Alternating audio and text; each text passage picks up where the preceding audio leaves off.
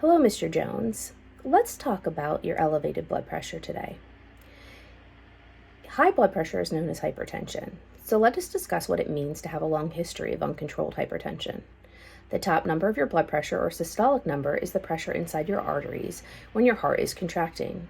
The bottom number or diastolic number is the pressure inside your arteries when your heart is relaxed. A blood pressure that is considered normal is when the top number is 119 or below, or the bottom number is 79 or below. Hypertension can be classified into three categories: primary, secondary, and complicated. Primary hypertension is also known as essential hypertension. It is the most common form of hypertension. The exact cause is unknown, but it is thought to be caused by a combination of genetic and environmental factors.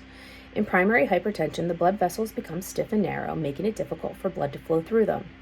This increases blood pressure and means the heart pumps faster and more forcefully to compensate. Secondary hypertension, on the other hand, is caused by an underlying medical condition such as kidney disease, adrenal gland tumors, hormonal disorders, medication side effects, sleep apnea, or even pregnancy. Unlike primary hypertension, secondary hypertension can develop suddenly and may be accompanied by other symptoms such as fatigue, headaches, and blurred vision. In secondary hypertension, the underlying medical condition causes an increase in blood pressure by affecting the function of the kidneys or the hormones that regulate the blood pressure. Complicated or malignant hypertension is a severe form of hypertension that requires immediate medical attention. It can be life-threatening with a significantly elevated blood pressure. Usually, that blood pressure is greater than or equal to a systolic pressure greater than or equal to 180, and or a diastolic pressure greater than or equal to 120.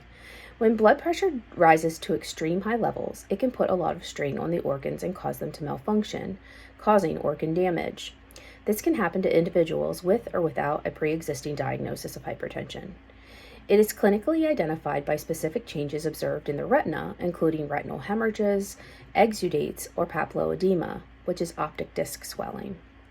Malignant hypertension commonly arises from untreated or poorly controlled primary hypertension and is more frequently observed in smokers.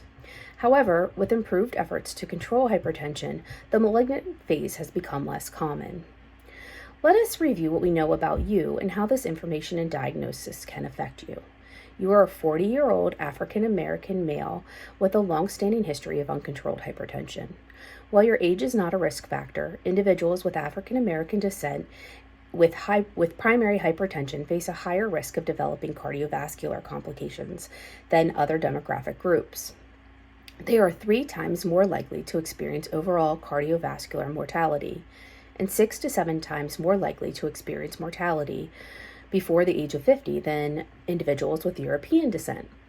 You are also at a significantly higher risk of stroke due to your earlier onset of hypertension. One of the most clinically significant pieces of information related to your hypertension is your family history. Your parents died from hypertension, and your mother also had type 2 diabetes. Research suggests that approximately 30 to 50% of blood pressure variability can be attributed to genetic factors. 2 main genetic contributions to blood pressure regulation exist: monogenic hypertension and common genetic variants. Monogenic hypertension refers to rare mutations in specific genes that can cause secondary hypertension. These mutations are usually associated with specific syndromes that can affect the kidneys or the mineralocorticoid pathways, which regulates blood pressure. Genome-wide association studies have identified over 1,000 genetic variants that are associated with blood pressure. These variants are found in different ethnicities and may interact with environmental factors. You are a police officer in a high-crime neighborhood, which is a high-stress occupation. Prolonged stress activates the sympathetic nervous system and the hypothalamic pituitary adrenal, or HPA, axis. These systems are responsible for our fight or flight response. Activation of the sympathetic nervous system causes our blood vessels to constrict, leading to increased blood pressure and resistance in the blood vessels. It also increases heart rate, which means our heart beats faster. Additionally, the HPA axis releases stress hormones like cortisol, which further contribute to the increased blood pressure and heart rate. These combined effects can hurt our cardiovascular system and increase the risk of hypertension and other heart-related conditions. One effective method to reduce hypertension is reducing stress levels through mindfulness practices, regular exercise, and relaxation techniques like deep breathing. Getting adequate sleep can also help manage hypertension by allowing the body to repair and recharge. Speaking of regular exercise, you stated that you do not exercise and that you have gained 20 pounds this year. The adverse effects of hypertension, aggravated by obesity and insufficient physical activity, thereby intensifying the risks associated with it. Therefore, it is crucial that you incorporate moderate intensity physical activity for at least 30 minutes a day, 5 or more days a week. Eating a balanced diet of lean proteins, fruits, vegetables, and whole grains, and limiting processed foods is essential. Eat foods that are low in fat, cholesterol, and sodium. You should also monitor your sodium intake and consume less than 2 grams or 2,000 milligrams daily. Excess sodium intake can negatively impact the size and function of the heart's left ventricle, which is responsible for pumping oxygenated blood throughout the body. It can also affect the structure and function of your blood vessels. It is excellent news that you stopped smoking 5 years ago.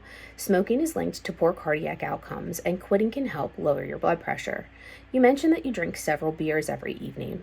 Studies have proven that limiting alcohol intake has been shown to decrease blood pressure in individuals who consume excessive amounts.